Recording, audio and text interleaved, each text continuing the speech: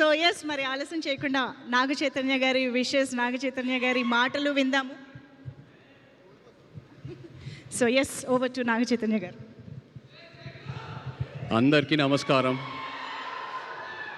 ముఖ్యంగా మా అక్కినేని అభిమానులందరికీ నమస్కారం. నాన్న తాతగారు అన్నట్టు అభిమాన దేవుళ్ళు.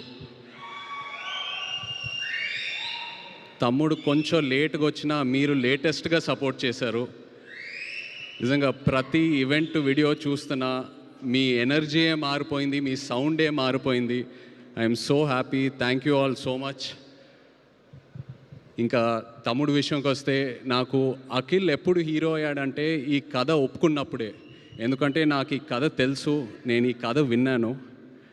ఈ కథ విన్నాక యాజ్ అన్ యాక్టర్ నాకే ఒక చిన్న భయం వచ్చింది. అంటే ఇలాంటి రోల్స్ చేయాలంటే ఒక 20-25 మూవీస్ చేశాక, ఒక ఎక్స్పీరియన్స్ వచ్చాక, అండ్ అదే కాకుండా యాజ్ అన్ యాక్టర్ మనం ఎప్పుడు ఒక మన రియల్ లైఫ్లో ఒక ఇన్స్పిరేషన్ తీసుకుంటాం, ఒక రెఫరెన్స్ పాయింట్ తీసుకుంటాం ఏ క్యారెక్టర్ చేసినా.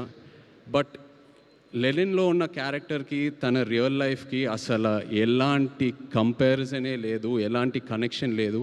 అలాంటిది తను ఓన్ చేసుకొని అంత కష్టపడి చేశాడంటే he really became my hero from the day he accepted the script. And ఒక అన్నయ్యగా, ఒక ఆడియన్స్గా, ఒక ఫ్యాన్గా చెప్తున్నా, I'm so proud of you brother. I'm so proud of you.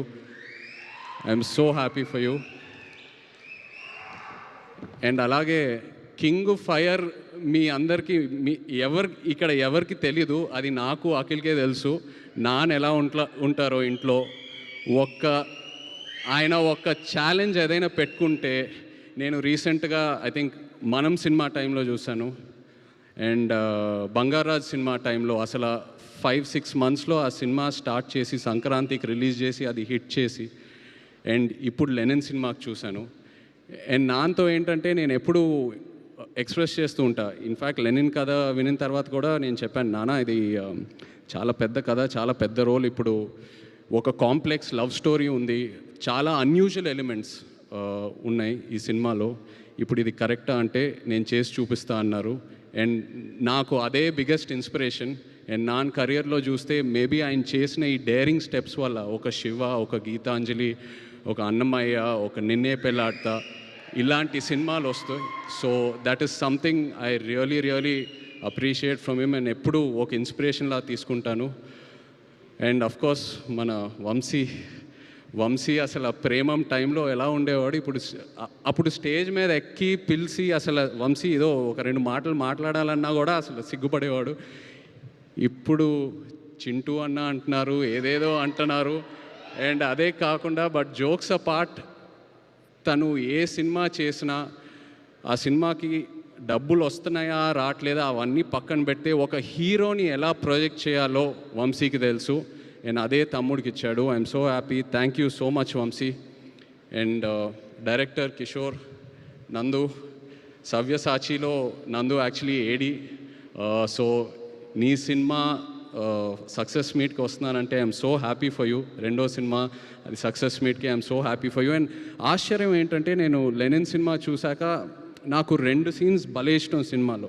ఒకటి అఫ్కోర్స్ అఖిల్ది క్లైమాక్స్ పర్ఫార్మెన్స్, వాళ్ళ లాస్ట్ 20-25 మినిట్స్ ఎలా సినిమా అయితే హోల్డ్ చేశాడో అదొకటి. అండ్ అది కాకుండా విలన్ క్యారెక్టర్ వసంత్ ఒక సీన్ ఉంటుంది, అందరు రౌండప్ చేస్తారు, అక్కడ కంప్లీట్ డ్రామా ఓపెన్ అవుతుంది.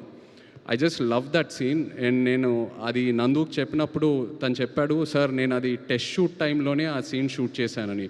So that shows the conviction I mean as a director. And ప్రతి ఆర్టిస్ట్ అసలు భలే పర్ఫామ్ చేశారు. ఒక ఆర్టిస్ట్ పర్ఫార్మెన్స్ వెనక ఒక డైరెక్టర్ సపోర్ట్ ఉండాలి. So really Nandu, hats off to you as an actor. Really happy to see this and wish you all the best.